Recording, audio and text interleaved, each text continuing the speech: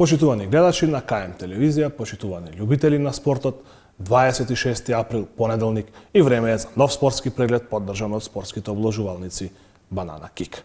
Кога сме веќе кај спортските обложувалници Банана Кик, веднаш на стартот да ви информирам дека и третиот хуманитарен тикет кој што го направивме не е добитен.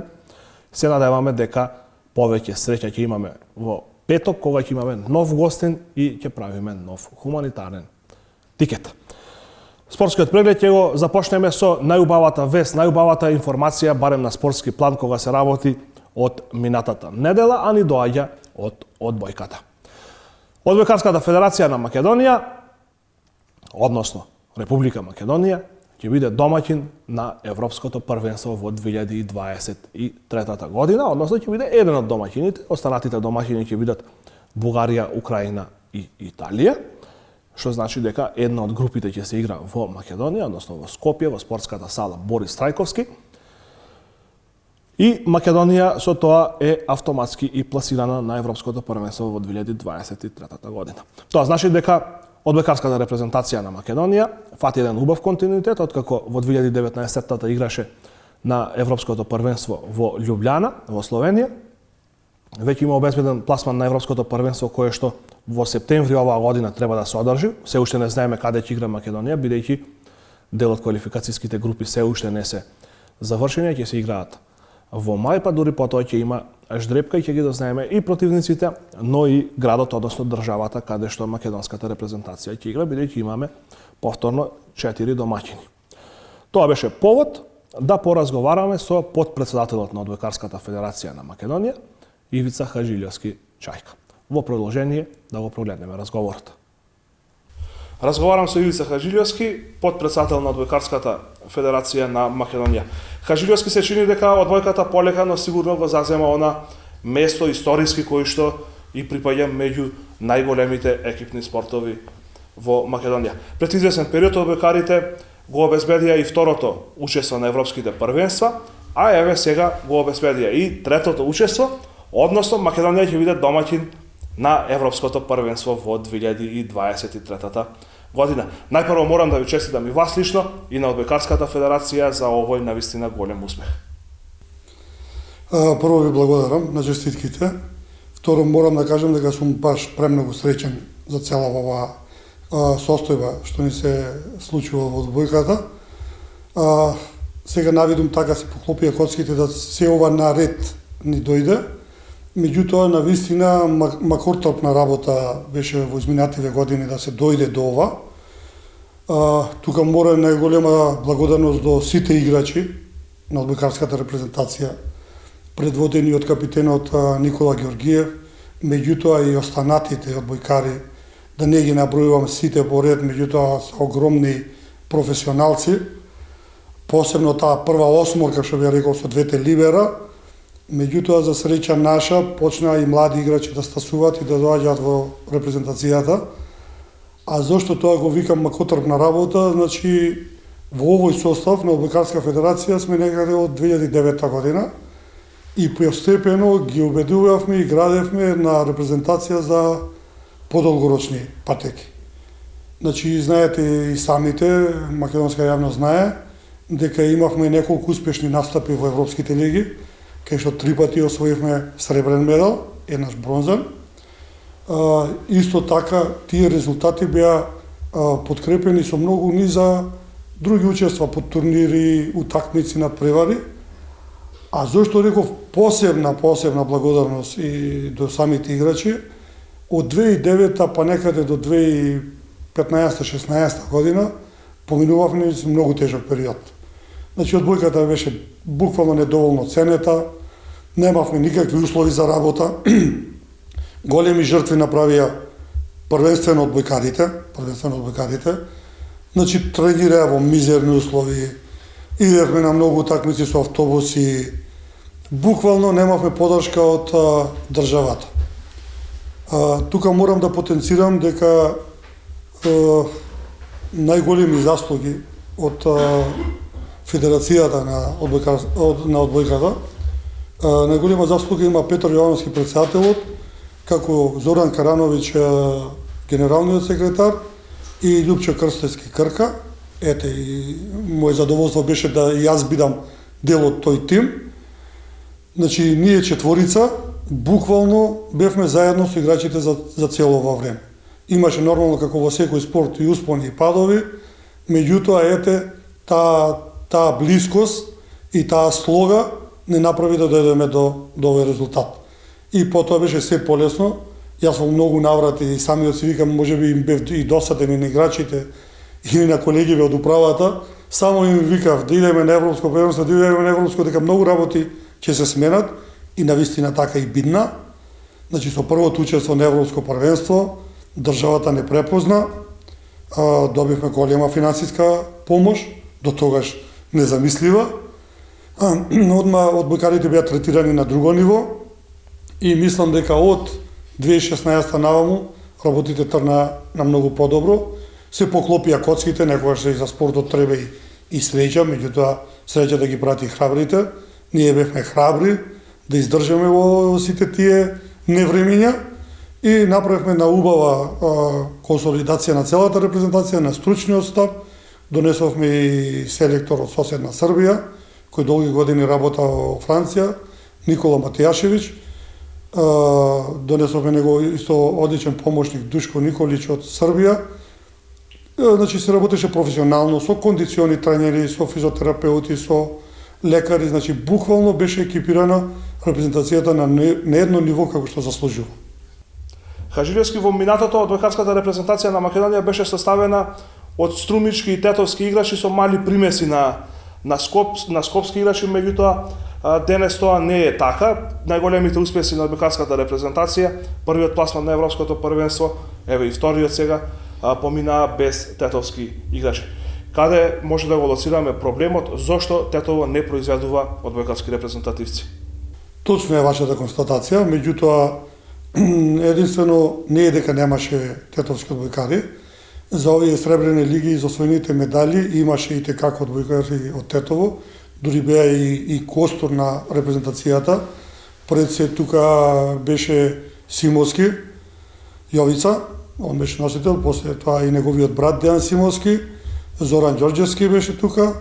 Сега да не пропуштам уште некој од нашите одбојкари од Тетово, меѓутоа ни беа и носители на играта на нашата репрезентација. Сега тоа се беше до квалификациите и пласманот на европското првенство. Потоа некои малце и заради годините, они се малце во погодини, самите го откажа учеството во репрезентацијата. Ние дури инсистиравме неколку наврати и Јовица Симовски да иде на европско првенство и Зоран Ѓорѓевски посебно. Како што кажавте, дел од тие играчи ја завршија својата репрезентативна кариера, меѓутоа што станува со едината? Дали тетовската одбојка има едина, дали тетовската одбојка може да произведе нови одбојкарски репрезентативци кои што ќе бидат носители на играта на одбојкарската репрезентација на Македонија? За жал, за голема жал, посебно мене ми е криво за цела таа ситуација, неколку клубови што беа носители на одбојката во Тетово, како што се Југохром и Љуботен, постепено згаснаа. Тука морам да ги прозвам тетовчани, за жал. Недоволно ги помагаја овие клубови, дури ете, ко последен клуб што се бореше, тоа беше и Лешок, една убава иницијатива, постарите играчи се активираа, меѓутоа за жал не привлекоја млади деца да ја продолжат одбојката. Ентузијасти работници во Тетово има, тоа го тврдам и ден денеска, меѓутоа фирмите недоволно ја помагаат одбојката во Тетово.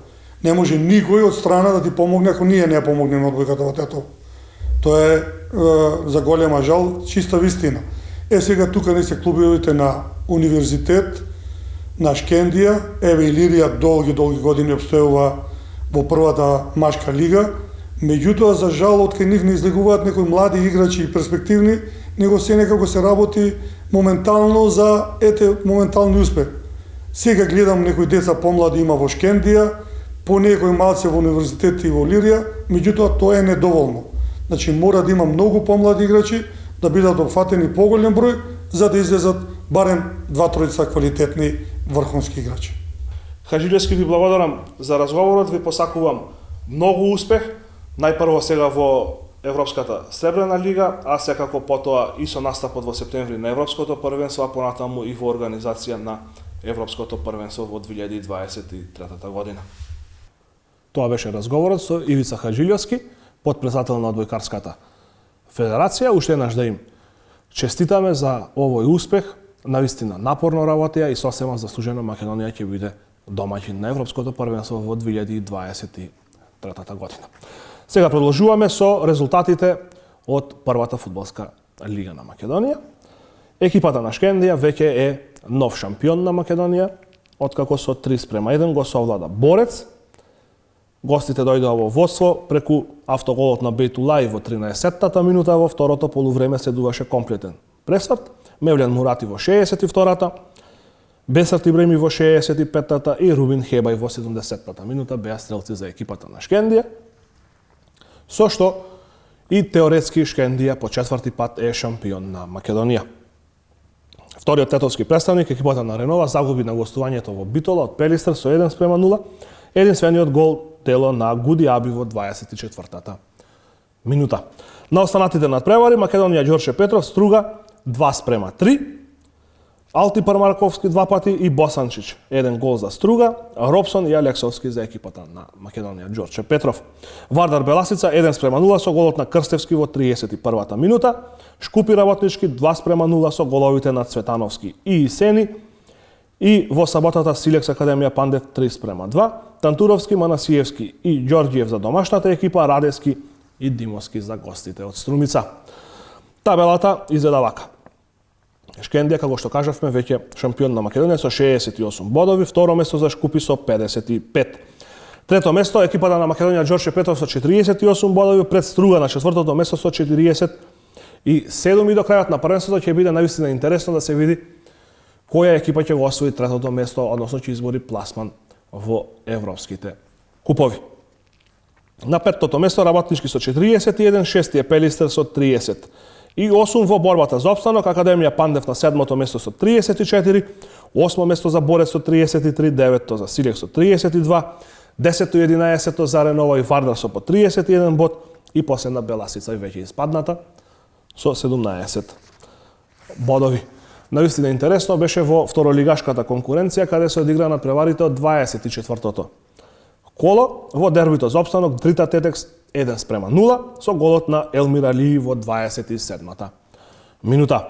Екипата на гостивар одигра 1:1 на домашен терен против Лазрими. Гостите дојдоа во водство во 72-та минута со голот на Дарко Тодоровски, додека на 1:1 изравни Артон Велиу во 92-та минута. Охрид Велешта 1:0 со голот на Дарко Цветановски и Кораб Скопје 1:2, Блерон Муча за домашните, а Кировски и Јанакиевски за екипата на Скопје. Кадино беше слободна екипа ова коло. На табелата во водство е Скопје со 51 бод, пред Охрид и Велешта со по 43, на четвртото место е Гостивар со 39. Петто место за Кораб со 30, шесто за Влазрими со 26. На седмото и осмото место Тетекс и Кадино со по 24 бодови, деветта е Дрита со 20 и последно место за Вардар Форино, кој што е дисквалификуван од лигата. Сега ќе ги погледнеме изјавите на двајцата тренери после локалното дерби помеѓу Дрита и Тетекс, односно изјавите на Ардијан Имери од екипата на Дрита и Славчо Георгиевски од екипата на Тетекс. Имери, најпрво честито за победата, победа со која што останувате во игра за опстанок во второлигашката конкуренција. Како се задоволени од тоа што го одигравте денес со оглед на тоа дека Амир Јашар одбрани најпрво пенал на 0:0 во третата минута, потоа постигнавте и гол што на крај се покаже победнички. Фала за честиткава. Беше јака и борба утакмица, второлигашка утакмица и на нас и на екипата на Тетекс им требаја бодови, ама ние на крај освоивме цел плен и со овие 3 бода ние остануваме у трка за опстанок у втора лига. Сега не зависиме само од нас, зависиме од други резултати, од другите утакмици како ќе завршат. Ние нашето го направивме. Амир Јашар може да кажам дека е херој на денесна утакмица, одбрани пенал на 10-та минута, останавме у игра, борба, јака утакмица, добро судење и на крај сум многу задоволен од покажаното од играчите. Го направија своето, го дадоа максимумот и 3 бода. Мислим дека поштено ги добивме 3 бода. Следно коло гостувате во Кичево против екипата на Влазрими. Не ги знам во моментов резултатите како заврши надпреварот Гостивар Влазрими, исто екипа која што се бори за опстанок. Што може да очекуваме од тој надпревар? Зависи од резултатот, ама како слушаме по телефони, мислим дека 1-1 е направен таму резултатот. Ќе идеме таму за 3 бода. За нас имаме два финални надпревари. Со 6 бода ние сме 100% у лига. Мислим треба играчите со ова, еве баш сега моментално слушат дека 1-1 у гостивар и ние сме утрка за опстанок. Ќе го дадеме најдоброто од нас. Фала многу. Фала и на вашата телевизија Кисме Надав. Фала што сте се секогаш со фудбалот. Георгиевски пораз од 1:0 од екипата на Дрита односно против директен конкурент за опстанок. Се чини дека надпреварот беше решен во третата минута кога Тетекс не успеа да реализира пенал, примивте гол и на крајот пораз од 1:0. Добро, пред се да ги поздравам домакините за добриот пречек и благодарност, фер и коректен надпревар, одлично судење.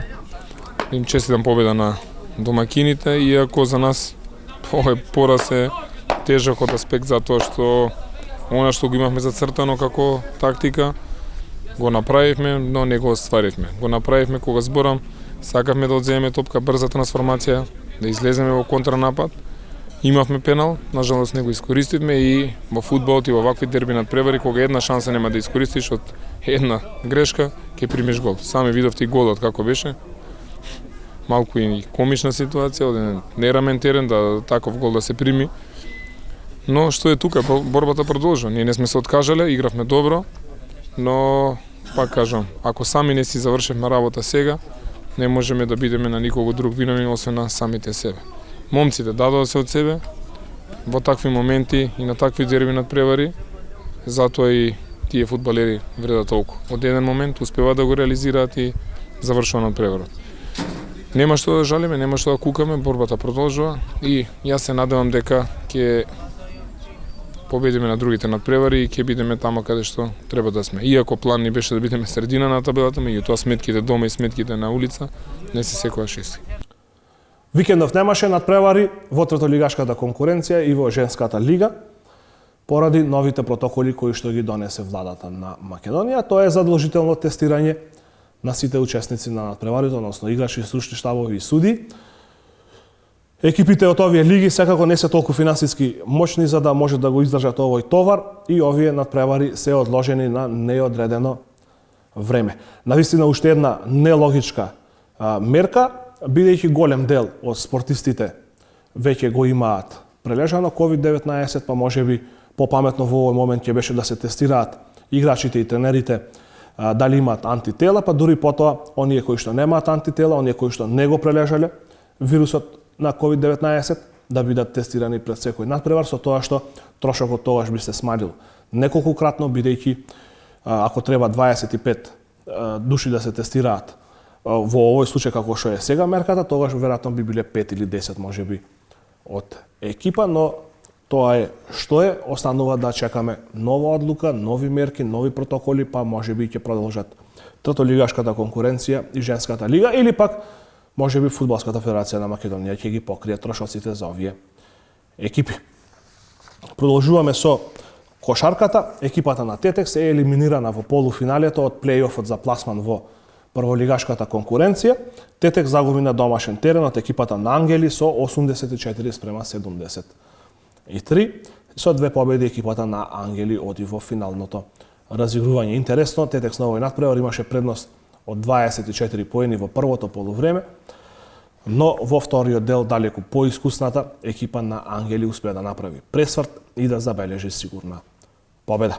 Одиме сега со изјавата на Владимир Костовски, капитенот на кошаркарскиот клуб Тетекс. Костовски, последен надпревар за оваа сезона, пораз од екипата на Ангели, втор поред за 0:2 во серијата во разигрувањето за пласман во првата лига. Како може да го оцениме денешниот надпревар со оглед на тоа дека Тетекс имаше високи плюс 24 во првото полувреме? Па добро, еден одличен надпревар за нашата екипа. Имавме стварно голема разлика, но се гледа физичката спрема нивна дека се поспремни од нас, така да заслужено не победија. Мора да им признаеме и во Скопје беа подобри од нас и има амбиции за прва лига, значи се работи за една сериозна екипа, така да посакуваме среќа во финалето, беа подобри од нас дефинитивно. Како може генерално да ја оцениме сезоната за екипата на Тетекс? Дали се исполнети очекувањата? Очекувањата се исполнети. Одлична сезона, завршивме трето место во Западот, плейоф игравме, така да мислим дека одлична сезона. Ова воедно беше и последен надпревар за екипата на Тетекс за оваа сезона. Тетовските кошаркари повторно на паркетот ќе се вратат на есен, некаде во септември, октомври месец, кога треба да започне новата сезона во второлигашката конкуренција. Ќе се игра по нов систем, 12 екипи ќе бидат во единствена втора лига, додека останатите екипи ќе играат во ново формираната трета лига. Воедно тоа беше и се за денешниот спортски преглед, поддржан од спортските обложувалници Банана Кик, а токму во спортските обложувалници Банана Кик ја имате најбогатата понуда на спортски надпревари, најдобрите коефициенти и секако може да ги посетите и да ги уплатите вашите добитни тикети. Довидување и се гледаме повторно следниот петок.